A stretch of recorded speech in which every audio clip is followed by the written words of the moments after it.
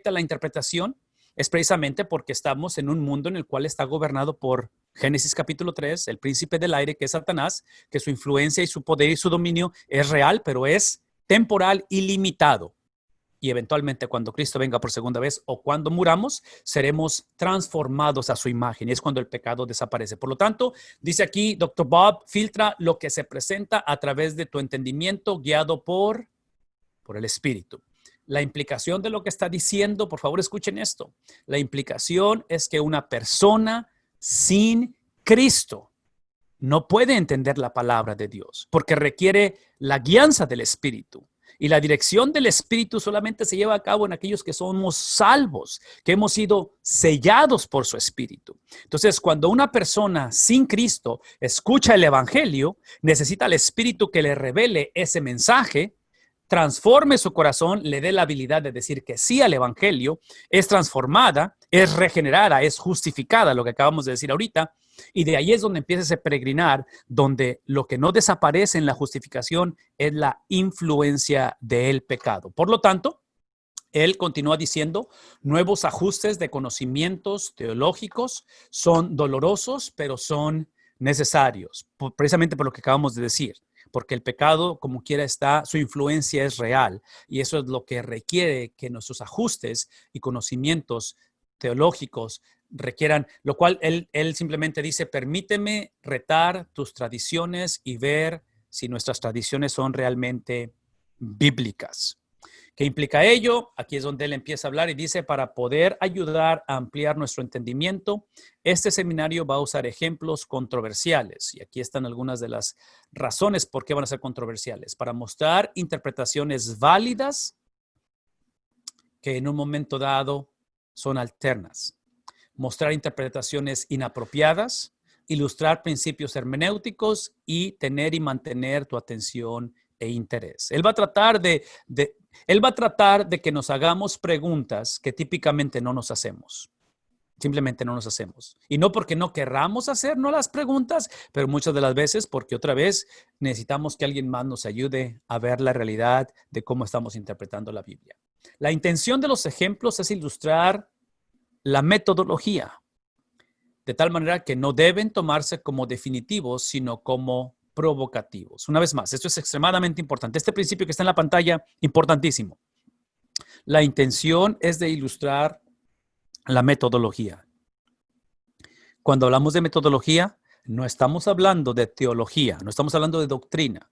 En otras palabras, la doctrina no cambia, pero cómo llevamos esa aplicación, cómo la ponemos en práctica, eso cambia o debe de cambiar. Por lo tanto, aquí el punto es que esa metodología o esa manera de interpretar la Biblia no debe de verse como definitiva, sino como algo provocativo. En otras palabras, la metodología es importante, pero solamente es importante porque nos lleva a la teología. Una vez más, la metodología, cómo interpretamos la Biblia, y entre paréntesis, todos somos intérpretes de la Biblia. Todos tenemos una opinión de lo que la Biblia dice. Todos tenemos una opinión de lo que es Dios o quién es Dios. Así es que esto es inevitable. Simplemente que lo que está haciendo este estudio o este tipo de conversaciones nos está ayudando a tener una metodología saludable, bíblica, una metodología que nos ayude a entender que el proceso o el método es para llevarnos a la meta. Y la meta, porque es donde está la autoridad, es lo que Dios dijo, basado en un autor inspirado por su Espíritu Santo, en un contexto en el cual los destinatarios, cómo entendieron ese mensaje, cómo procesaron ese mensaje, que es lo que ha estado enfatizando él a través de estos videos. Letra que sigue. La madurez cristiana es dolorosa, cuesta el crecer, un camino cargado de tensión, un estira y afloja, en el cual dice para autoexaminarnos y estudiar la Biblia dirigidos por el Espíritu. En otras palabras, lo que tenemos que tener cuidado al acercarnos a la Biblia, al leer la Biblia, al escuchar la Biblia, al interpretar la Biblia, tenemos que tener cuidado de no buscar o no venir a la Biblia. Y otra vez, aquí voy a usar frases que yo sé que las usamos todo el tiempo. Aquí el punto no es que escudriñemos la palabra de Dios. La realidad es que la Biblia es quien escudriña nuestro corazón. Aquí no venimos a la Biblia para encontrar las verdades que van de acuerdo a la manera en que yo fui criado. No estoy en contra cómo fuimos criados, pero mi experiencia de infancia, mi experiencia de cuando tenía 15 años, todas las experiencias que yo puedo haber tenido pueden ser legítimas, pueden ser bíblicas, pero no son autoridad. La autoridad está basada en la palabra de Dios. Por lo tanto, cuando hablamos de este crecimiento doloroso hacia la madurez, es simplemente porque inevitablemente, como dice Dr. Bob, todos traemos lentes culturales, lentes experimentales, lentes denominacionales, todos los tenemos, todos sin excepción. Pero aquí el punto es que, una vez más, al autoexaminarnos, conforme la Biblia nos estudia a nosotros y somos dirigidos por su Espíritu Santo. Otra de las cosas es, ¿por qué tomarse el tiempo para estudiar la interpretación de la Biblia? La palabra hermenéutica es interpretación de la Biblia. Los creyentes deben de ser capaces, ¿de qué cosa? Autoalimentarse. Los creyentes deben de ser capaces de autoalimentarse. Demasiados cristianos son engañados o desviados por problemas menores. Una vez más, demasiados cristianos son engañados o desviados por problemas menores. Quiero hacer una pausa aquí nada más y lo traje conmigo, así es que voy a quitar el PowerPoint tantito. Lo traje conmigo porque esto que estoy por mostrarles, déjenme ver dónde está. Esto que estoy por mostrarles, yo lo presenté este domingo en la iglesia. Fue parte de mi sermón de Primera de Pedro, porque estoy predicando a través de Primera de Pedro. Pero esto que estoy por mostrarles es simplemente la manera de ilustrar lo que está diciendo aquí con respecto a esa... ¿Dónde está mi PowerPoint? Ok, aquí está. Y no sé cuántos de ustedes han escuchado esto o han sabido de esto, pero esto tiene que ver con el sacerdocio del creyente. Porque acuérdense lo que acaba de decir Dr. Bob. Dr. Bob está hablando acerca de cómo debemos de autoalimentarnos, de que el cristiano debe de saber cómo autoalimentarse. Entonces, hagan de cuenta que el domingo hablamos de esto, donde el apóstol Pedro dice en 1 Pedro 2, dice también ustedes son como piedras vivas con las cuales se está edificando una casa espiritual. Y de este modo, observen esto, de este modo, ustedes que son piedras vivas, las cuales están edificando una casa espiritual, está hablando en un contexto donde el templo, que es el segundo templo, está por ser destruido, la persecución se va a agudizar, donde el sistema religioso de estos judíos es básicamente su motor de arranque, es el sacrificio, el sistema sacrificial, porque lo hacen en el templo, entonces quítales el templo, quítales el sistema sacrificial, porque el punto del judaísmo no era tanto el vivir una vida de justicia, era una vida de inocencia. La cosa era ser perdonado de pecados. Por eso Pablo en Filipenses, cuando habla acerca de su resumen, de su currículum, él habla acerca de que es hebreo de hebreos, de que es de la tribu de Benjamín, que en cuanto a la ley, habla acerca de que él es intachable, algo así por el estilo. Y parte de ese lenguaje es que no está diciendo que él está sin pecado. Es simplemente que él cuando pecaba tenía el sacrificio perfecto, porque él era obviamente, él era uno de los líderes del Sanedrín, en fin, era de la élite. Era de lo que llamamos, en inglés les decimos a ellos, el varsity, era de primera división, si hablaran de equipos de fútbol. El punto aquí es de que esta generación que Pedro está hablando está en un contexto donde todo eso está puesto a prueba y finalmente dice, de este modo llegan a ser un sacerdocio santo. Y el punto es este, eso es lo que trato, quiero que piensen en la autoalimentación, cómo nos alimentamos de la palabra de Dios.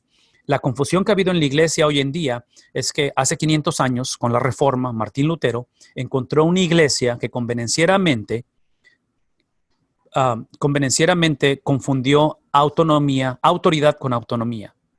Y aunque la iglesia fue dada, la iglesia recibió autoridad, y cuando hablo de autoridad, escuchen lo que estoy por decir. En Mateo capítulo 16, la iglesia recibe las llaves del reino.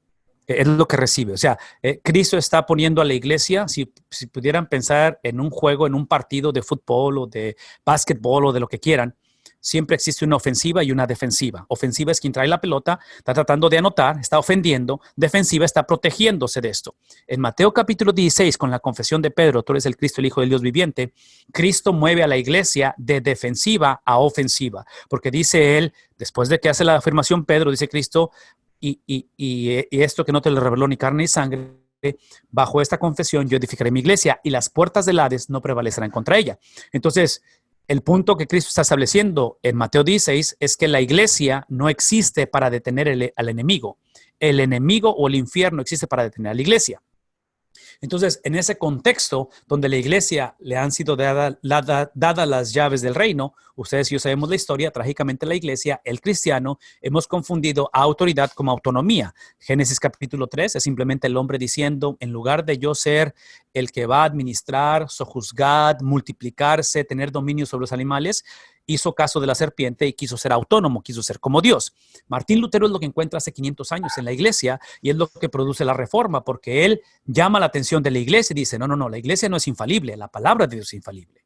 O sea, los líderes de la iglesia no son inspirados, son iluminados. Todo eso es lo que crea la reforma hasta cierta manera, porque confundieron, la confusión fue esta, es de que la iglesia o el cristiano hace 500 años pensó que esta cuestión del sacerdocio del creyente era porque teníamos o es porque tenemos acceso directo a Dios a través de Cristo, lo cual lo tenemos, pero ese no es el punto. Cuando Pedro dice que ahora de este modo llegan a ser un sacerdocio santo, está implicando de que ese sacerdocio santo, esa separación es para llevar a cabo la misión que trágicamente la nación de Israel falló, que es el evangelismo global, es el evangelismo a las naciones. Y es una tarea que por eso yo puse ahí abajo, es de sacerdotes, no es de sacerdote, es de sacerdotes. Así es que cuando pensamos como padres, como abuelos, como solteros, y pensamos en la evangelización de alguien, de un hijo, de una tía, de un hermano, de un esposo,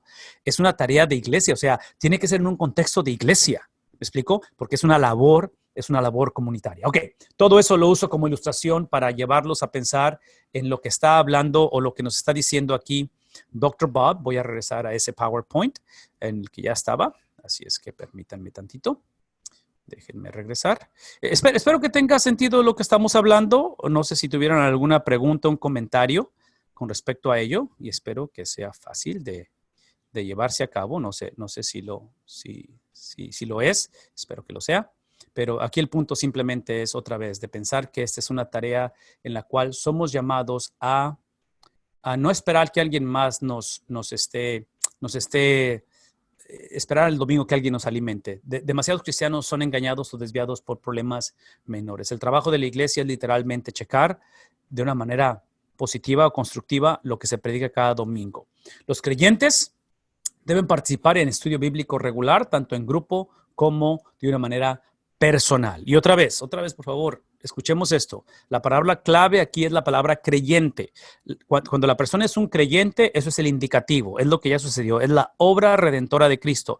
Creyente no implica necesariamente que nos comportamos como creyentes. Debemos de comportarnos como creyentes, no estoy justificando que nos comportemos, pero una vez más, la salvación no es la conducta del cristiano, la salvación es la conducta de Cristo dada al cristiano. ¿Sí vemos la diferencia? Una vez más, la salvación del hombre no es cuando el hombre aprende a portarse bien. La salvación del hombre es exclusivamente el comportamiento de Cristo por 33 años, que el domingo que Él resucita fue acreditada, fue dada a nosotros, donde ahora, una vez más, el cristiano peca porque quiere, y en este caso, cuando hablamos de la conducta del cristiano, ahora sí, conducta, el cristiano pierde el derecho de definir qué significa eso.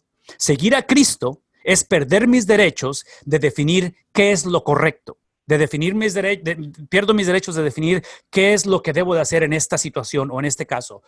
Todo lo que Cristo hizo, eso es lo que soy llamado a hacer. Todo lo que Cristo no hizo, eso soy llamado a no hacer.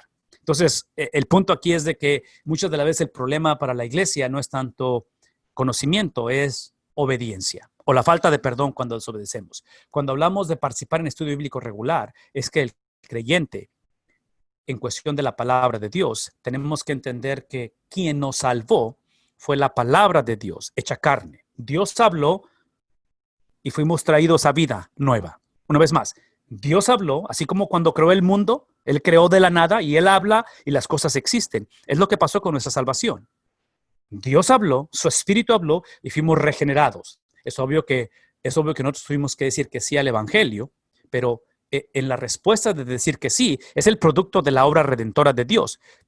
ahora que Él ha hablado y ha creado en nosotros eso, perdemos el derecho nosotros de definir ahora cómo vivir la vida.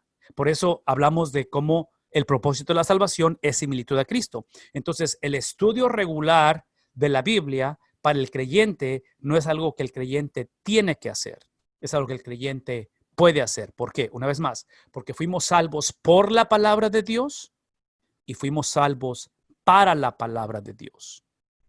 No sé si eso lo quieran escribir o quieran grabárselo o quieran compartírselo a alguien. El cristiano es salvo por la palabra de Dios, no por gracia para que nadie se gloríe. Es la palabra de Dios escrita y hecha carne. Va a la par, ¿verdad? Porque Cristo es el cumplimiento de la ley. Entonces va a la par. La palabra de Dios no salva y la palabra de Dios es para lo que somos salvos. Entonces, cuando dice Dr. Bob, debe de participar en un estudio bíblico regular, tanto en grupo como individualmente, estamos hablando de una tarea en la cual somos llamados todos a hacer esto todo el tiempo. Los creyentes deben recordar cuán grande es el privilegio de tener la revelación escrita de Dios. ¿Qué sería lo opuesto? Privilegio es pensar que no la merecemos, pensar que otra vez verla como una sugerencia, cuando se nos olvida que fuimos salvos para la palabra de Dios. Pero este privilegio es también una gran responsabilidad hacia nosotros mismos y nuestras familias, amigos y comunidades de fe. Ok, eso es todo lo que quería mencionar. Hasta ahí voy a entrar a la cuestión de la Biblia. ¿Alguna pregunta? Háblenme, díganme, ¿cómo estamos? Platíquenme.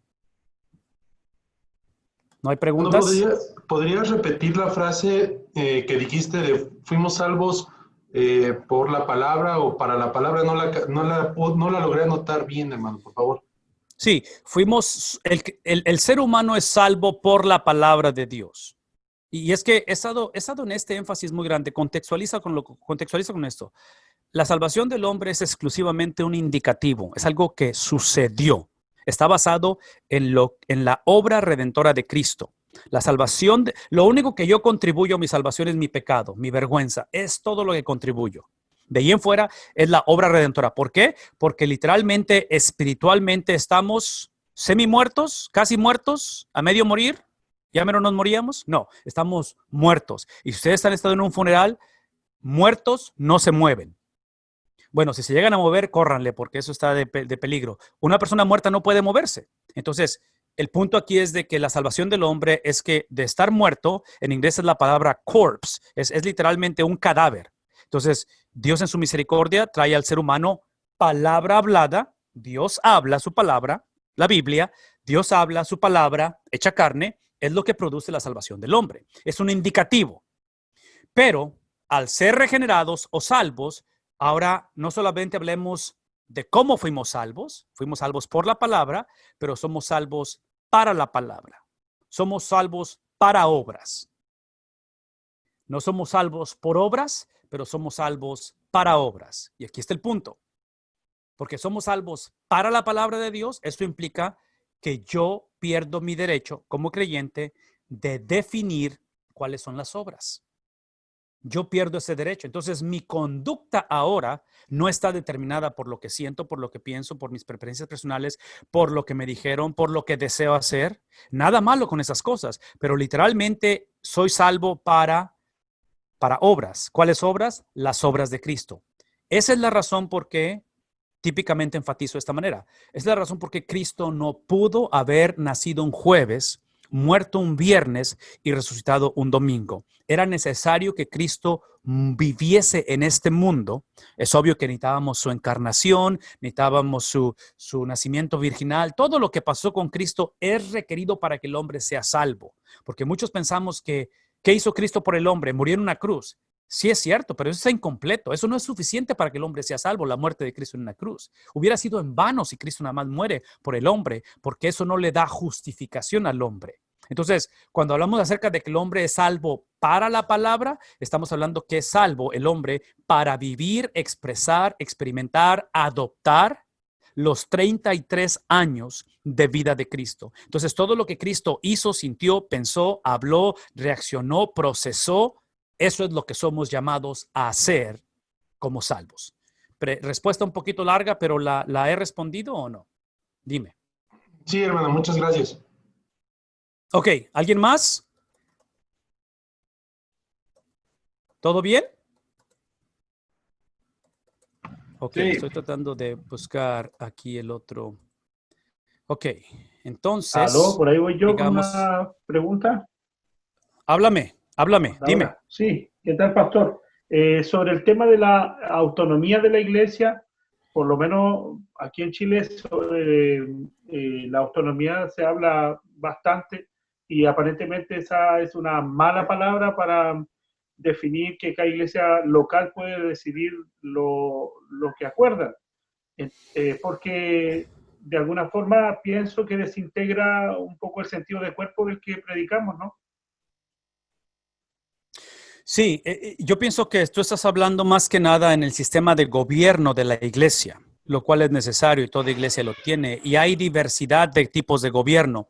A lo que yo me estaba refiriendo, basado en Primera de Pedro, no era tanto su gobierno, era más que nada, si recuerdas la gráfica que puse, que es lo que va a lidiar Martín Lutero con ello, es la iglesia que la iglesia recibió autoridad, las llaves del reino, Mateo 16, y la iglesia a través del tiempo, que lo hacemos a manera personal, la autoridad la confundimos con autonomía. Entonces, no estoy Okay. hablando de sistema de gobierno, estoy hablando autonomía. Lo que autonomía se refiere es esto. Si esta es la Biblia, si esta es la Biblia, la iglesia debe de funcionar debajo de la Biblia. La inspiración está aquí, no en la iglesia. Entonces, lo que Martín Lutero encontró hace 500 años, que es lo que sucede hoy en día, es esto. Eso es autonomía. Pero eso lo hacemos como familia, lo hacemos como persona, o sea, es el batallar de todos. Y estoy hablando de cristianos, ¿ok? De cristianos. Entonces, es a lo que me refiero, que trágicamente cuando hablamos del sacerdocio del creyente o de los creyentes, muchas de las veces pensamos que lo usamos como si fuera una charola, como un distintivo, como un gafete para decir, hey, yo tengo el derecho, no necesito un sacerdote o un pastor con el cual tenga que confesarme, tengo acceso directo al Padre. Es cierto eso, pero ese no era el énfasis de Martín Lutero. El énfasis de Martín Lutero, inclusive pensando en Pedro, esta cuestión del sacerdocio del creyente es para llevar a cabo la gran comisión que trágicamente la nación de Israel falló. Es el evangelismo global, es la Okay. globalización del evangelio de Cristo. Eso es lo que Sí, ahí estamos hablando. me queda bien claro. Gracias. Perfecto, perfecto. Claro que sí, hermano. Hablemos de la Biblia en sus cuadernos. Si tienen ahí sus cuadernos, vamos a hablar acerca de la Biblia, proposiciones generales de Dr. Bob con respecto a ello. Eso es lo que él cree de la Biblia. Dios existe y quiere que le conozcamos. El argumento que nuestros hijos, o muchos de ustedes que tienen la edad de mis hijos, y algunos de ellos son más chicos que mis hijos, pero sobre todo cuando entran a nivel académico, preparatoria, universidad, el debate es en cuestión de la existencia de Dios. En momentos como esta pandemia, yo argumentaría que en cuestión de sufrimiento, que es cuestión de tiempo, todos pasamos por sufrimiento. Yo creo que el argumento no es si Dios existe. Yo pienso que el argumento es si le importamos. Porque cuando estás atravesando el valle de sombra de muerte, cristiano o no cristiano, literalmente tu alma requiere o pide o busca consuelo, busca una ayuda. Sobre todo cuando llegas a ese punto en el cual el diagnóstico del doctor, la situación económica o lo que sea. Entonces, tengamos cuidado con eso. Yo en lo personal no argumentaría la existencia de Dios. Yo estaría un poquito más sensible, atento cuando una persona se abre a hablar del cuidado de Dios en lugar de la existencia. Es importante hablar de la existencia de Dios porque es obvio que Dios existe, pero estamos en una condición ahorita donde mi sugerencia es, estemos listos para hablarle a la gente asumiendo que Dios existe, pero decirle, hay un Dios que no solamente existe, hay un Dios al cual le importas. Y obviamente eso abre potencialmente la oportunidad de compartir a Cristo. Entonces, por eso es que Él desea que le conozcamos. ¿Se ha revelado a quién?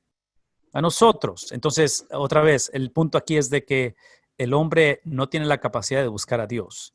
No hay tal cosa como un ser humano sin Cristo que busca a Dios. No existe eso. A la luz de la Biblia, los que buscamos a Dios, tal vez porque perdimos el primer amor, las iglesias en Apocalipsis, tal vez porque pasamos por una situación donde hubo confusión, donde hubo X. Como cristianos pasamos por altas y bajas, somos los que buscamos a Dios. Entonces, la Biblia solamente enseña que es Dios quien busca al hombre. Dios es quien busca al hombre. La implicación de ello es que Él actuó, eso es del cuaderno de trabajo. Si no alcanzan a leer eso, es el cuaderno de trabajo. Dios actuó a través de la historia. Es lo que se le llama revelación. Dios se ha revelado desde la naturaleza, desde eventos, desde profetas, desde reyes, desde apóstoles. Eventualmente, históricamente, se aparece la palabra hecha carne. Dios se ha revelado. Escogió a ciertos hombres para que registraran y explicaran sus acciones. Es donde entra la inspiración.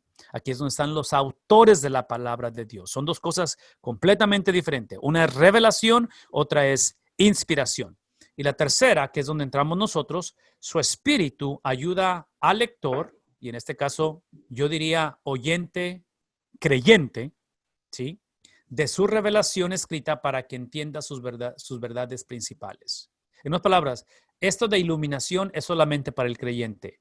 El no creyente es también esta intervención del Espíritu Santo, pero es simplemente para regeneración. Tiene que ser regenerado, tiene que ser nacido de nuevo, que es lo que Pedro enseña también en su carta de Primera de Pedro. La Biblia es la única fuente confiable de verdad sobre Dios. ¿Estamos conscientes de ello?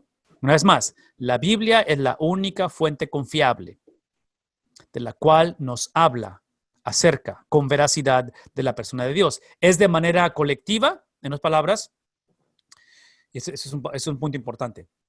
La interpretación de la Biblia, en inglés, por ejemplo, el pronombre personal tú. En español tenemos tú para el singular y tenemos ustedes para el plural. En la Biblia, en inglés, perdón, en inglés es básicamente lo mismo. Es el you. Que yo te lo suba. Es el you porque ese you se aplica personal y plural. ¿Qué pasó? Entonces, en este caso, cuando hablamos de la interpretación de la Biblia, es una experiencia colectiva. La interpretación correcta de la Biblia es en comunidad. También Dios habla de una manera personal, pero estamos convencidos porque el 87 a 89% de los tús en la Biblia en realidad son ustedes. Dios habla de una manera colectiva. Nuestra única fuente de fe y práctica, los libros del Antiguo y Nuevo Testamento, escritos por ocasiones y momentos específicos, son ahora guías inspiradas para toda ocasión y época. Y yo diría que estos libros del Antiguo y Nuevo Testamento, es obvio que es revelación de Dios, pero es lo que, una vez más, es para lo que fuimos salvos. Voy a decir una vez más, la palabra de Dios es para lo que fuimos salvos. ¿Por qué? Porque el cristiano fue salvo para caminar en similitud a Cristo y no hay manera de caminar en similitud a Cristo fuera de la palabra de Dios. ¿Sí queda eso claro? Si la meta de por qué somos salvos es más que simplemente ir al cielo, es más que simplemente evitar el infierno, si la meta es similitud a Cristo mientras estamos en la tierra, no hay manera, no hay tal cosa de poder caminar en similitud a Cristo fuera de la palabra de Dios. Eso es lo que estamos tratando de enfatizar. Sus límites literarios, principios de canonización asumidos. Aquí se mete un poquito en lo técnico, que es el canon protestante, contiene todos los libros inspirados. El canon está literalmente cerrado. O sea, no existe tal cosa como que Dios va a revelarle a alguien algo más. Dios ilumina personas hoy en día, Dios habla a las personas, y esto lo ha enseñado Dr. Bob en sus videos, en los 3 los ha hablado esto, donde habla acerca de que si Dios te habla a ti, tú eres responsable por lo que Dios te dice, por lo que estás entendiendo. Eres responsable de corroborarlo en la palabra de Dios. Pero para yo hacer responsable a alguien de lo que Dios ha dicho, tiene que estar en la Biblia. Simplemente en la Biblia. Por eso es que somos responsables de checar o de verificar que realmente es bíblico lo que nos está diciendo, sobre todo el domingo en la mañana cuando escuchamos la predicación. El Antiguo Testamento fue aceptado por los judíos. Los judíos verificaron como nación que el Antiguo Testamento era la palabra de Dios. Estamos hablando de lo que es aceptable o canonizado. 27 libros en el Nuevo Testamento, un proceso histórico progresivo. Cómo estos libros llegaron a esa compilación, de tal manera que dice los autores del Nuevo Testamento están conectados a Jesús o a algún apóstol. Es un proceso histórico progresivo. Una vez más, escuchen lo que está diciendo. Cada uno de los autores del Nuevo Testamento están conectados a Jesús o a uno de los apóstoles. Una de las características de aquellos que son llamados a ser apóstoles, a diferencia de simplemente discípulos, son aquellos que Jesús los eligió personalmente, pero fueron testigos oculares. Y déjenme decir esto, porque esto es extremadamente importante. La iglesia como nunca antes, necesitamos la predicación apostólica de estos hombres. Y no solamente la predicación, pero necesitamos la predicación o la enseñanza o la instrucción autoritativa. Y esto lo hemos hablado anteriormente porque la iglesia hace 2000 años estaba de acuerdo con las palabras de Jesús, pero trágicamente la iglesia, confundiendo autoridad con autonomía, se dio a la tarea, pensando que tenía esa autonomía, de tomar las palabras de Cristo y decir, acepto lo que Cristo dijo, nada más que yo defino lo que significa. Entonces, la iglesia estaba emproblemada hace 2000 años y es en medio de esa disfuncionalidad, confusión, arrogancia, ignorancia que la iglesia tenía hace 2000 años, que el Señor en su misericordia usa a estos hombres inspirados por su Espíritu Santo, que son los apóstoles, que son comisionados a escribir a estas iglesias. Estoy hablando de las epístolas, obviamente, todo el Nuevo Testamento, pero en particular las epístolas, y fue para cerrar ese abismo que se había creado entre lo que Cristo dijo y lo que Cristo implicó. Entonces, pensando en dónde estamos como generación, ¿creen ustedes que ese abismo continúa creciendo o se está cerrando? Yo argumentaría que trágicamente sigue creciendo, donde otra vez tenemos un montón de cristianos, gente que es cristiana, pero trágicamente ahora hay que definir qué significa eso. ¿Qué tipo de cristiano eres? ¿Eres el cristiano que va a la iglesia? ¿Eres el cristiano que...? Y empezamos a decir este tipo de redefiniciones de las cosas. Entonces, ahí es donde entendemos que esta inspiración viene en un contexto donde parte de la labor era cerrar ese abismo. Entonces, si ahorita como familias, como personas, como iglesias, como naciones, estamos batallando con eso, donde todos decimos que somos cristianos, pero a la hora de ponerlo en práctica, cada quien tiene su definición, la respuesta es la autoridad encontrada en la predicación de los apóstoles. Yo invitaría a pastores, maestros de escuela dominical, que hicieran una serie de sermones de los sermones encontrados en el libro de los Hechos de los apóstoles. ¿Qué son los sermones que van a encontrar? Y van a encontrar entre 7 a 9 sermones claros de ellos. Prediquemos esos sermones. Ahí está la autoridad de la iglesia para cerrar eso. Obviamente el resto de las cartas y todo lo que encontramos. Mañana tenemos la clase de lo que es las cartas pastorales y mañana vamos a hablar precisamente acerca de lo que es la estructura de la iglesia, hablando del gobierno de la iglesia, porque Timoteo va a hablar acerca de eso. ¿Quién califica, quién no califica para pastorear o liderar una iglesia? Ejemplos de lo que estamos diciendo: Santiago y Judas hasta Jesús, sus medios hermanos, ambos son escritores de libros de la Biblia. Marcos a Pedro, está hablando de la conexión. Marcos, que es el escritor del segundo evangelio, está conectado a Pedro, el cual se cree que el evangelio de Marcos son los sermones de Pedro que Marcos escribió como si fuera el escriba. Como que Pedro da la impresión de que Marcos caminó con Pedro, Pedro predicaba y él escribía los sermones y los puso en un evangelio. Lucas está conectado a Pablo, compañero de misiones, y Hebreos tradicionalmente se le atribuye a Pablo, lo cual no es algo seguro eso, o se afirme con seguridad. La unidad teológica con enseñanzas apostólicas. Otra vez, estoy hablando de esta veracidad, es extremadamente importante esto. La unidad teológica con enseñanzas apostólicas, posteriormente en la regla de fe. Esta palabra regla, si pueden imaginarse como una regla, como algo que mide, ¿sí? algo que nos ayuda a medir. Ese es el concepto de la enseñanza apostólica. Es el concepto de la ley. Es bajo lo que se miden las cosas y bajo lo que seremos medidos o evaluados o juzgados un día. Dice Dr. Bob, debido al incremento en cuestiones de herejía o de desviación teológica, y empieza ahí a enlistar algunos de los problemas que había en la iglesia hace 2000 años. Esa es la razón por qué necesitamos esto hoy en día, debido a la segunda venida retrasada. En otras palabras, cuando Cristo anuncia su regreso, que es básicamente en Hechos capítulo 1, la ascensión, él habla de que él va a regresar, obviamente. la iglesia por 2000 años ha predicado como si Cristo regresa en cada generación, lo cual siempre hay una posibilidad. Entonces, predicamos el retorno de Cristo con la certeza de que viene. Lo que no podemos asegurar es cuándo viene. Entonces, en esa disyuntiva, inclusive históricamente se dice que los apóstoles, o mejor dicho, bueno, los apóstoles, pero en sí los evangelios fueron escritos porque obviamente el tiempo empezó a pasar después de la salida de Cristo. Pentecostés se aparece, Hechos capítulo 2, empieza la persecución, empiezan las complicaciones, empieza la disfuncionalidad en la iglesia y al ver que Cristo no regresaba, la gente, porque típicamente, como todos pensaban que Cristo regresaba en su generación, no vieron la necesidad de poner nada por escrito. Y es ahí donde literalmente, o sea, empiezan a darse cuenta que Cristo no está regresando, la cosa está cada vez más complicada, y es ahí donde piden a Pedro, piden a Juan, hey, típicamente nada más te preguntamos si tú nos dices lo que Cristo dijo, pero una es de que están muriendo, esta generación está falleciendo, la persecución está llevando a muchos al martirio, a ser mártires.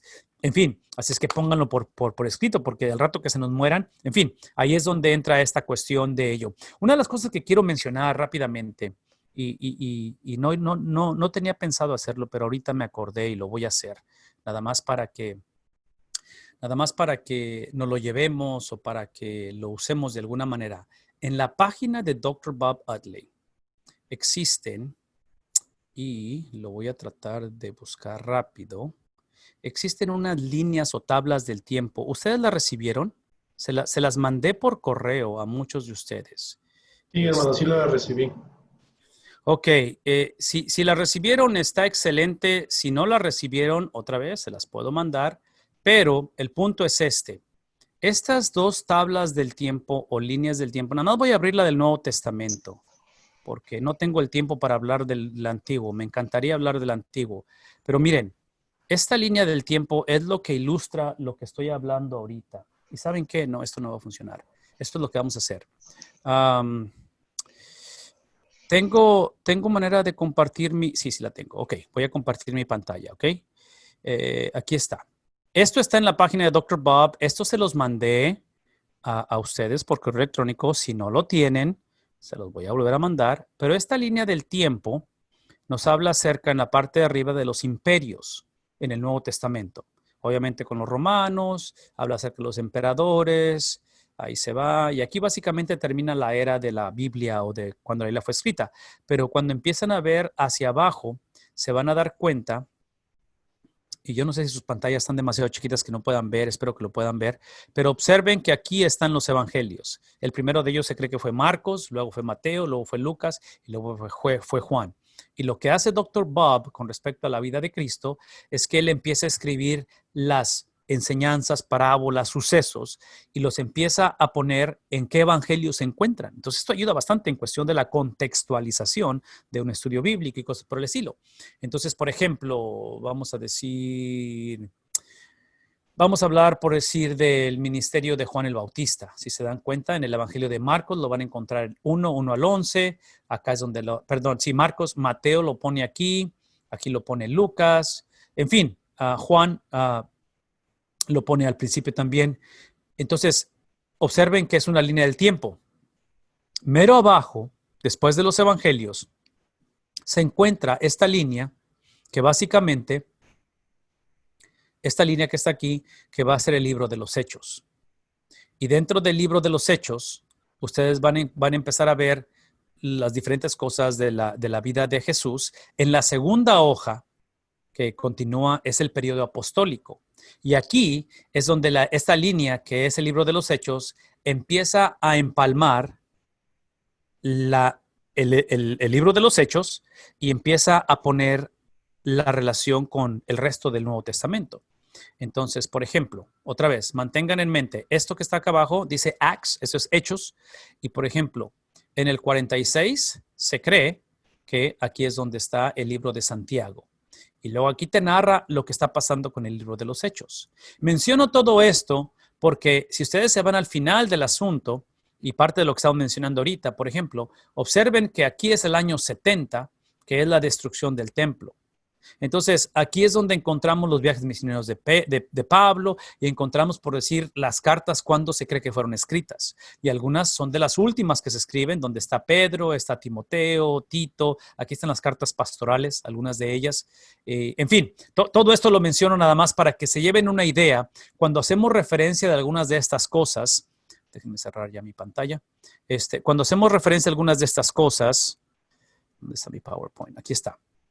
Especialmente de lo que estoy mencionando ahorita, con respecto a la segunda venida de Cristo y cuándo fueron escritas estas cartas, esos evangelios, esa línea del tiempo o esa tabla del tiempo, no sé cómo le quieran llamar, ayuda mucho.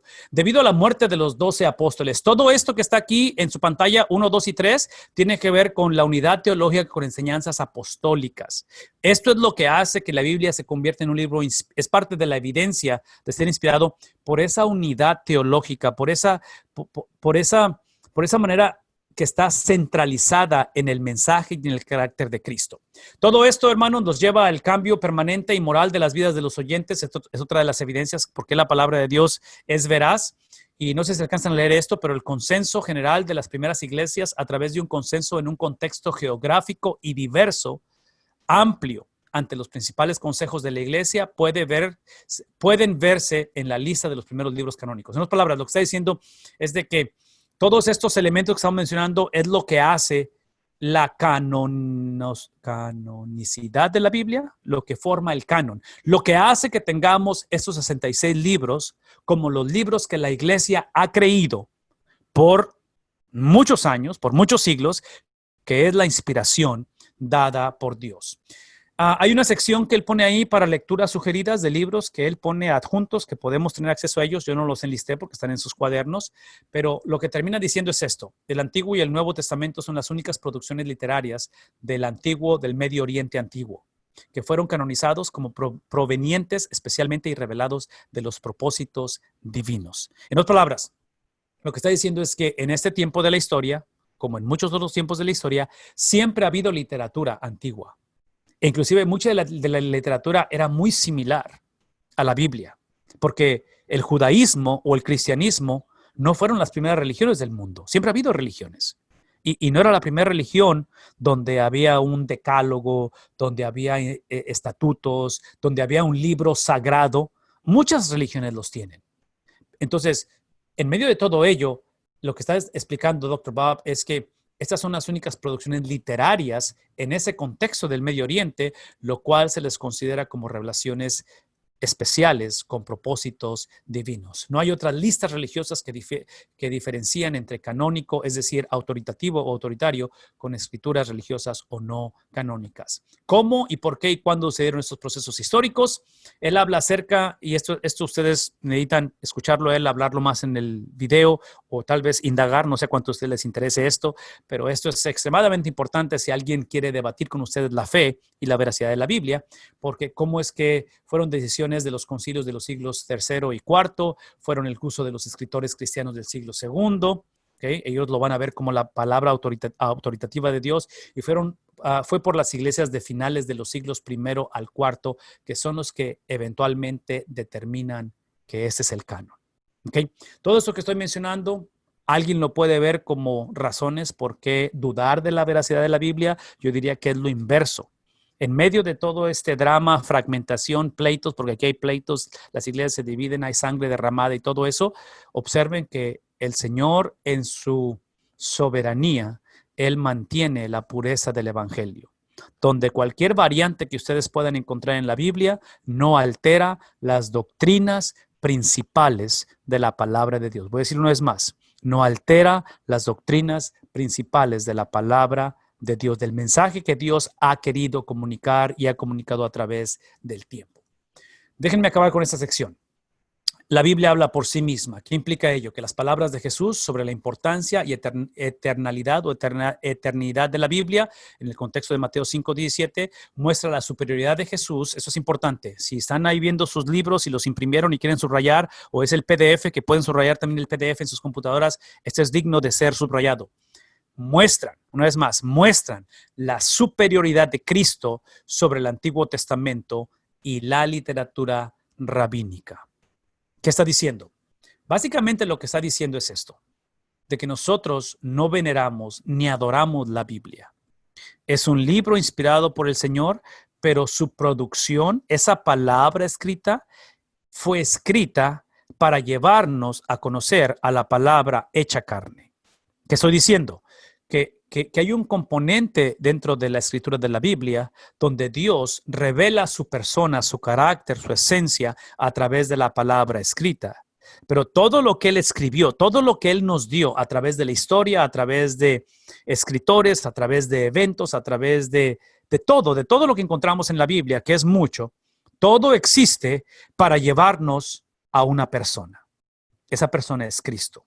Entonces, a donde voy es esto. Parte inclusive es de que la Biblia o la ley no fue dada para ser cumplida. Fue dada para mostrarnos que no podíamos cumplirla y que eventualmente Él mismo la iba a cumplir. Cristo mismo, Dios mismo, la segunda persona de la Trinidad. Entonces, parte de ello es que, aquí es a donde voy. Eso es extremadamente importante porque hoy en día tenemos mucha gente que usa la Biblia para justificar ciertas interpretaciones que van en contra del carácter y la esencia de Cristo. Entonces, eso automáticamente descalifica ese tipo de interpretación. La interpretación de la palabra de Dios o la expresión o la predicación tiene que verse como la meta, la persona de Cristo. Ese es el punto de la historia, es Cristo. Apunta hacia Cristo, existe para Cristo. Cristo es la palabra expresa y cumplida. Ahora, déjenme decir algo con respecto a cómo Cristo cumple la palabra, porque aquí es donde se pone la cosa súper interesante. Cristo cuando nace, por ejemplo, Él es circuncidado. Cristo no necesitaba ser circuncidado, más sin embargo es circuncidado. Cristo al iniciar su ministerio va ante Juan el Bautista y es bautizado.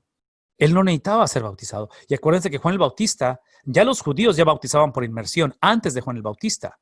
Lo hacían para el proselitismo, para que entraran al club de los judíos. Pero el bautismo de Juan el Bautista es para arrepentimiento. Es un bautismo diferente, nunca antes experimentado. Y a donde voy es esto, cuando Cristo viene y dice, necesito que me bautices, Juan dice, no. Necesito darte una clase así nada más rapidito teológica, porque tú estás mal, Cristo. Yo necesito que tú me bautices a mí. Y Cristo responde para que se cumpla lo escrito, que es el punto, de que parte de la misión de Cristo es que Dios estableció desde un principio su palabra para decir, esta es la medida, esta es la manera en que el hombre debe de conducirse. Esta es la manera en que el hombre, si algún día va a tener una relación conmigo, va a ser bajo estos principios. Es obvio que no los pudimos cumplir. Cristo se aparece y dentro de su humanidad, y aquí es donde entramos en temas que son un misterio porque no podemos separar humanidad y divinidad de Cristo, no las podemos separar, pero sí podemos hablar de sus distintivos, los distintivos como humano, los distintivos como ser divino. Entonces, hablar de sus experiencias de bautismo, de su circuncisión, es el componente humano, donde Él está cumpliendo la palabra de Dios como judío, como humano, como el Hijo del Dios de la Biblia. Eventualmente, escuchen esto, eventualmente, al iniciar su ministerio, el Espíritu lo lleva al desierto, a Cristo. Y estando 40 días en el desierto, es confrontado por el enemigo, por el maligno. Y recuerdan esa batalla, ese confrontamiento, ¿qué es el factor que decide? Lo que Dios dijo cuando Cristo salió del agua, bautizado por Juan el Bautista, dijo la voz audible a través de una paloma, dice la Biblia, que dice, este es mi Hijo amado, en quien yo tengo complacencia. Cuando Cristo está en el desierto, y aparece Satanás, lo que Satanás va a cuestionar va a ser lo que Cristo, lo que el Padre dijo de su Hijo. Si eres el Hijo de Dios. En otras palabras, el Padre ya lo había afirmado. Ahora él está en medio de la tentación y Satanás le va a decir, hey, a ver, eso es lo que dijo el Padre, pero ¿realmente eres? Haz que estas piedras se conviertan. Entonces, lo que está haciendo Satanás está poniendo en tela de duda lo mismo que hizo con el primer Adán. Con el primer Adán, se le acerca a Eva, se le acerca a Adán y dice, ¿acaso Dios dijo que...? Y empieza el diálogo y el resto lo conocemos. ¿Qué es el punto? El punto de la historia es simplemente, no solamente que veamos la importancia de la Biblia, pero quiero que veamos la superioridad de Cristo sobre la Biblia. De que importante que es la interpretación de ella, importante que es nuestra fe y práctica, si no nos está llevando a caminar en similitud a Cristo, algo está mal. Algo está fallando en cuestión de lo que estamos haciendo con la palabra de Dios. Jesús eleva el Antiguo Testamento, lo eleva para poder elevarse a sí mismo como su único y verdadero intérprete. ¿Qué está diciendo? De que no existe tal cosa como interpretación de la Biblia si no es a través del carácter y la persona de Cristo. Esto implica, y da algunos ejemplos, como el Antiguo Testamento se cumple en Cristo, no es tanto que Él lo abole o lo destruye, no hay abolición de Él es cumplimiento, Mateo 5, 17, 19. El Antiguo Testamento es eterno, siempre es relevante. Palabras de Cristo, el Antiguo Testamento es un medio o norma de juicio por el cual vamos a ser llamados a cuentas. Las interpretaciones rabínicas del momento estaban equivocadas, hablando de Mateo 5, 21, 48. El Antiguo Testamento es inspirado, no es interpretaciones humanas fallidas del mismo. En otras palabras, hay inspiración en él porque Cristo lo dice. Las palabras de Pedro y de Pablo son la inspiración también. Esa sección que está aquí no la voy a leer toda, pero es simplemente lo que corrobora, no solamente por Cristo afirmando la Biblia o el Antiguo Testamento en este caso, pero Cristo recordándonos que Él es el cumplimiento de ello. Y menciono todo eso porque mucha gente predica hoy en día que nada más el Nuevo Testamento, la ley ya no se aplica hoy en día. No, es toda la palabra de Dios en su totalidad, ¿ok? En fin, todo esto que está aquí, por cuestión de tiempo no lo voy a leer, pero simplemente las palabras de Pablo sobre la relevancia del Antiguo Testamento. Dr. Bob hace una explicación detallada de la importancia del Antiguo Testamento, cómo todo eso está detallado en la enseñanza de él, en el propósito de él.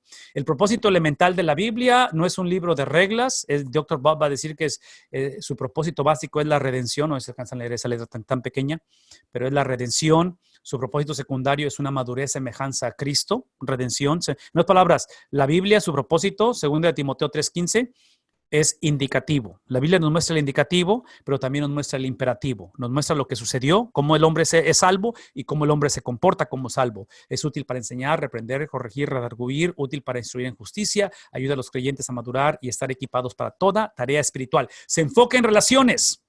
La Biblia se enfoca en relaciones, pero no tanto en las reglas, sino en las relaciones. No es un Talmud cristiano, las reglas pueden convertirse en barreras en lugar de puentes. La Biblia contiene lineamientos para la conducta, pero no en todas las áreas. La ambigüedad está presente, por lo que se encontrarán áreas un poquito medias grises. ¿Ok? En otras palabras, hay cosas que la Biblia no especifica. Una de ellas que me hace pensar todo el tiempo en la enseñanza de Dr. Bob es cuando hablamos de que dices, ok, ¿qué dice la Biblia con respecto al discipulado o el crecimiento o la crianza de los adolescentes?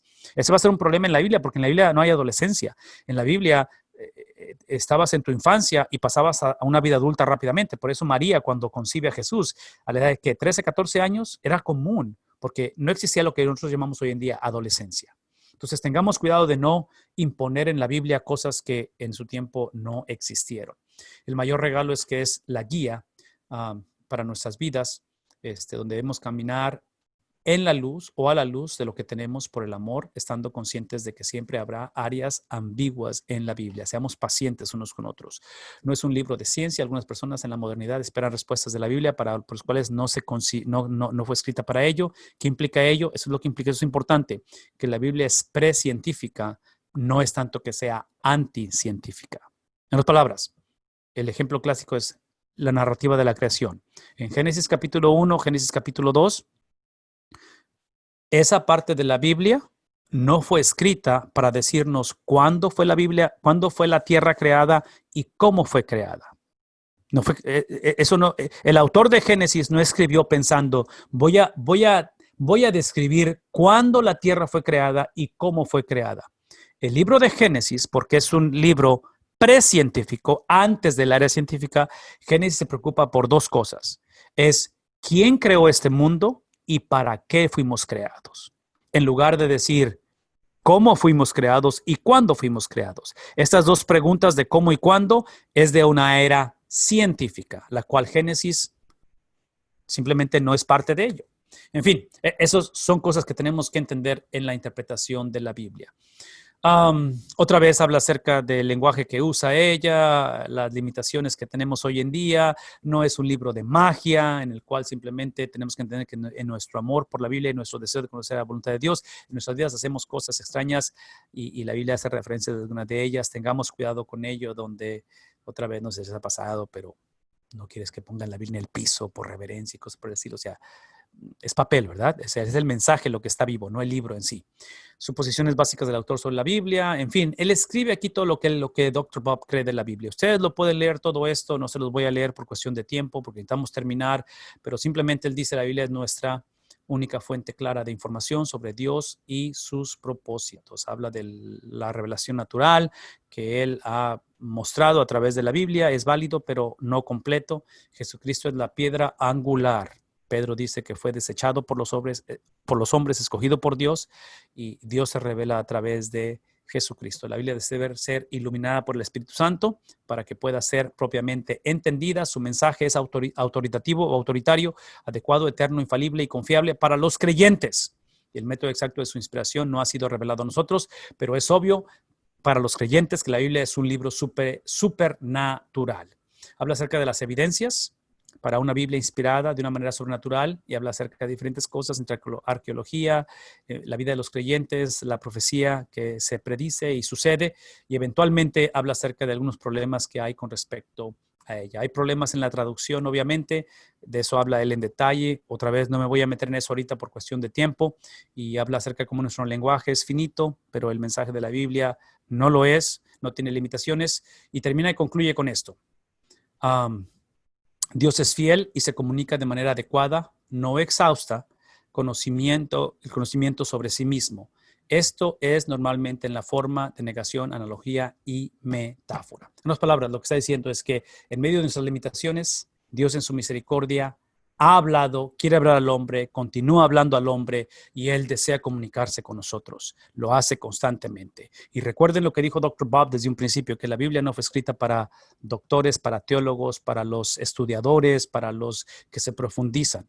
Dijimos desde un principio que para la interpretación de la Biblia, lo que es requerido es la palabra de Dios, un ejemplar de la palabra de Dios, es requerido el Espíritu Santo y es requerido el lector. Espíritu Santo implica que el lector debe de ser convertido, ¿verdad? Debe ser convertido para poder entender el mensaje de la palabra del Señor. Hermano Rolando, estamos llegando al final de esto. Ya nos pasamos un poquito, son 8:14. ¿Alguna pregunta, hermanos? Háblenme. Díganme, ¿cómo estuvo el asunto? Hermano Vidal, el hermano Roy Soto está preguntando, ¿y qué de aquellos que agarran un título teológico, un título de seminario, pero no tienen el llamado o no están simplemente nomás tienen un título para tenerlo, un título de seminario, pero no están sirviendo? No sé exactamente dónde hizo esa pregunta, pero me imagino que fue parte de lo que se estaba hablando. Pues ahí está la pregunta. Sí, pues otra vez, o sea, es como el estudio de esta tarde, como lo que Dr. Bob ha hecho, o sea, el estudio, la preparación académica o como le quieran llamar, son herramientas, y el hecho de ejercer un pastorado. Los seminarios no crean pastores, los seminarios no son los que llaman a la persona a ser pastor, los seminarios son los lugares donde la persona puede capacitarse, pero volvemos a lo mismo, muchos pastores no tienen seminario y eso no les quita absolutamente nada de su habilidad de ejercer el llamado. Son simplemente herramientas. Para los que tenemos o tuvimos o tenemos el privilegio de estar en un seminario, definitivamente es recomendable eso. Pero sí, son simplemente herramientas de las cuales tenemos. Ahora, voy a ser honesto. Esas herramientas hacen diferencia. Porque si ustedes han sido impactados o han sido atraídos o por lo menos han sido ¿cómo se dice? De alguna manera puestos en una situación un poquito fuera de su contexto a través de la enseñanza de Dr. Bob Utley, pues es obvio que lo que él sabe no sucedió de la noche a la mañana. O sea, estamos hablando de un compromiso donde él se dedicó a escribir, literalmente a escribir sus comentarios por 8 horas, todos los días, de lunes a viernes, como un trabajo, porque ese fue su trabajo, escribir, estudiar, escribir esos comentarios por 47 años. Obviamente que hizo otras cosas, pero a donde voy es de que estamos hablando de un compromiso. La manera en que yo lo veo de esta manera es esto. Los seminarios o la educación teológica lo que hace es que te da las bases o los hábitos, construye en ti los hábitos para que puedas convertirte en un estudiante el resto de la vida. Y no estoy minimizando el conocimiento que uno obtiene, o sea, porque estar bajo la instrucción de alguien como Dr. Bob por años y años y años, pues es un deleite, ¿no? O sea, aprendes mucho. Pero al final de la historia, mi crecimiento espiritual no depende de un maestro de seminario. Es literalmente de la palabra de Dios, de su espíritu y de mi responsabilidad. Por eso hablábamos de que yo necesito autoalimentarme también. Entonces, muy bien, muy bien. Y también recordando que el ser pastor no es un título, pastor es una función. Y tenemos que estar bien, por eso es que decimos, por eso es que el pastorado es un llamado. Nadie es pastor sin el llamado divino de Dios, punto, ¿verdad? Pero ser pastor es una función. Por eso cuando nosotros leemos el Salmo 23, cuando nosotros oímos, Jesús mismo dijo, yo soy el buen pastor, dice el pastor su vida da por las ovejas. Esto es lo que hace, ¿no? El Salmo 23 dice, Jehová es mi pastor, nada me faltará. Eso es lo que el pastor, el gran pastor hace. Me guía por pastos verdes, me lleva a aguas tranquilas, me da reposo, me cuida del lobo, etcétera. Eso es lo que hace. Así es de que el pastorado, el ser pastor es una función, no es un título, es un llamado divino. Y yo estoy convencido que nadie va a ser pastor si no fuera por ese llamado divino. Estoy completamente de acuerdo con el hermano Vidal. Los seminarios no hacen pastores. No vamos al seminario para que al final de 4 años ahora ya soy pastor. No, recibiste un título en Biblia, en teología, etcétera, pero el pastorado es algo completamente diferente. Es un llamado divino y es algo que hacemos. Así es de que, bien, ¿alguna otra pregunta por ahí? Ustedes pueden hacer, nomás haga unmute su micrófono y puede hacer la pregunta. Todos tienen acceso a eso, nomás no todos a la vez, uno a la vez. Hermano, una observación. Hermano Juan Campos y luego hermano José Luis. No es necesariamente del pastorado, pero es en cuanto a cómo ver al hermano Vidal. Ahí del lado derecho, en la parte de arriba, si lo quieren ver grande, se sube el mouse y dice vista del speaker view. Entonces ahí pueden amplificar al hermano. ¡Pum! Si ustedes ven ahí atrás, miren. ¿Ven? Oh, yo fui el que me hice grande. Bueno, pero ahorita hice grande al hermano. Si alguien lo quiere ver grande, puede hacer eso. Es todo, hermano. Claro. Gracias, hermano, por esa aclaración, enseñanza y bueno, ahí lo tienen, ¿verdad? Hermano José Luis, seguimos contigo allá desde Tuxtla Gutiérrez. Sí, hermano, gracias. Respecto a que la Biblia fue escrita para toda persona, estoy de acuerdo. Sin embargo, y con base en el video de la clase de hoy del doctor, sí es necesario ciertas capacitaciones, preparaciones, por asunto de las traducciones diversas que ha venido padeciendo las Escrituras y que ya no hay un original en qué basarnos. Y si nos comemos, o cómo decirlo, si usamos la palabra que tenemos acá en México y Latinoamérica, me imagino que la que impera es la Reina 60, la Reina Valera 60. hay textos que no son tan fidedignos como para creérnosla. Aparte que hay ciertas adicciones, o ciertas, no adicciones, perdón, ciertas, se han adherido, adiciones, se han adherido ciertos textos que no concuerdan con textos originales. Entonces yo sí creo que es responsabilidad de los que hemos sido llamados a enseñar la palabra de Dios, capacitarnos. Sí creo que basta con la palabra, el Espíritu Santo y la persona de uno, ¿verdad? Pero debido a las circunstancias, sí creo también en la necesidad de capacitarnos para eso. Gracias, hermanos. Claro, 100% de acuerdo. Gracias, hermano José Luis.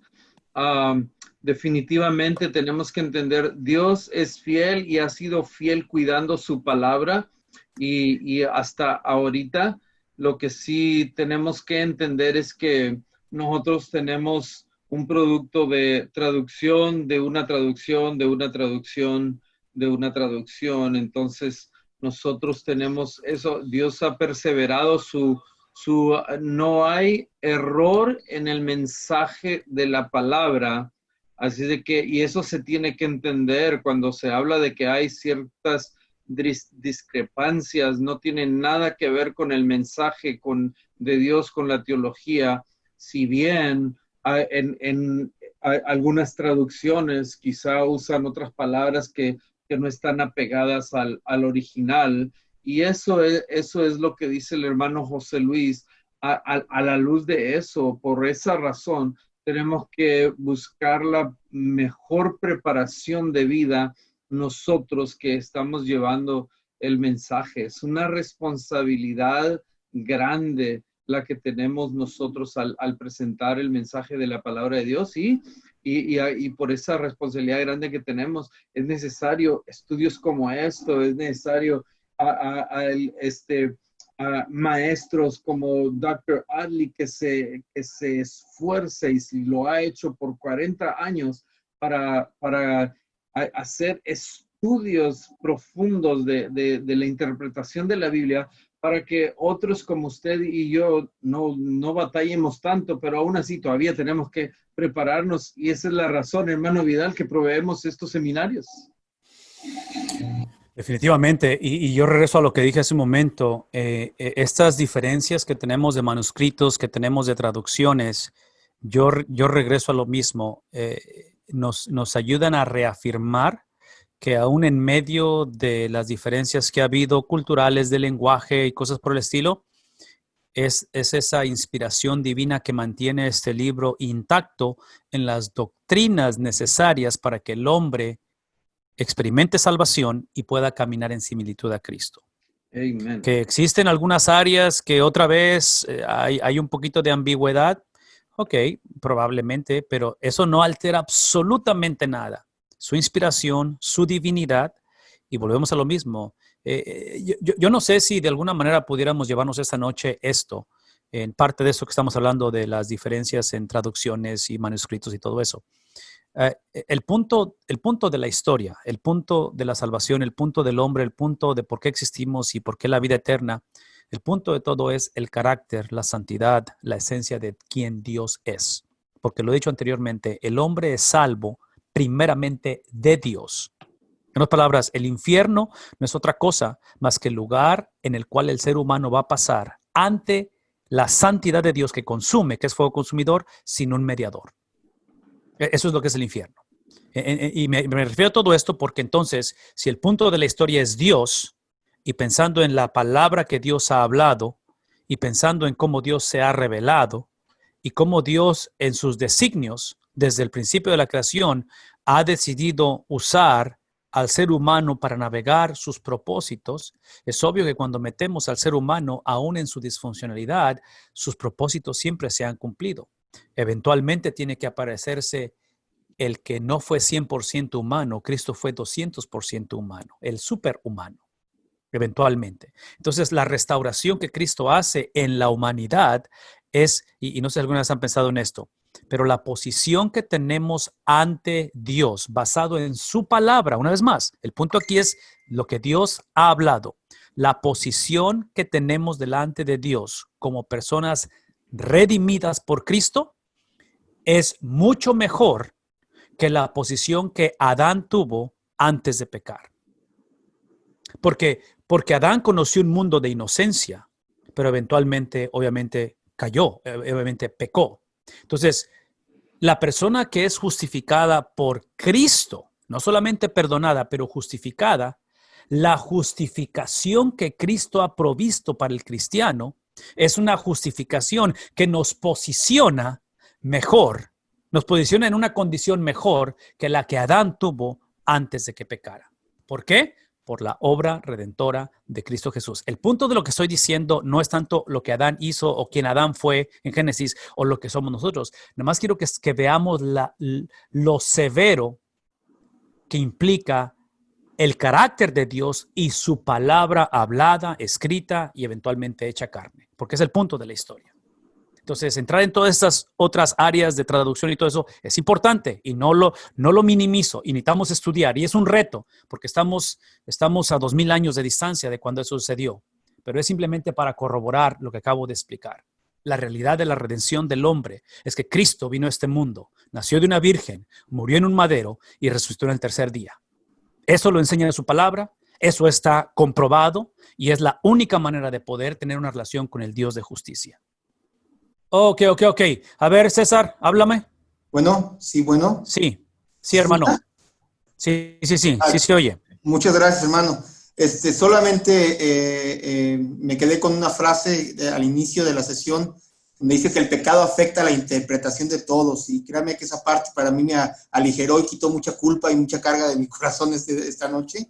Pero yo creo que hay un error muy grande que tenemos, y quisiera su comentario cuando escuchamos hablar de la sana doctrina entre nosotros, porque pareciera que cuando usamos la palabra sana doctrina, la usamos como inerrante, como inequívoca.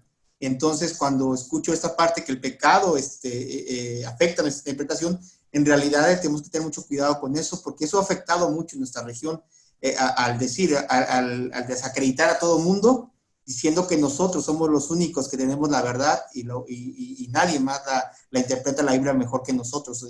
Hablando en este momento de los bautistas de por acá. Y de verdad eso ha afectado mucho nuestra región, porque efectivamente pues es la región menos evangelizada de todo México. Somos muy pocos y cada vez más fragmentados con los otros grupos cristianos, ¿no?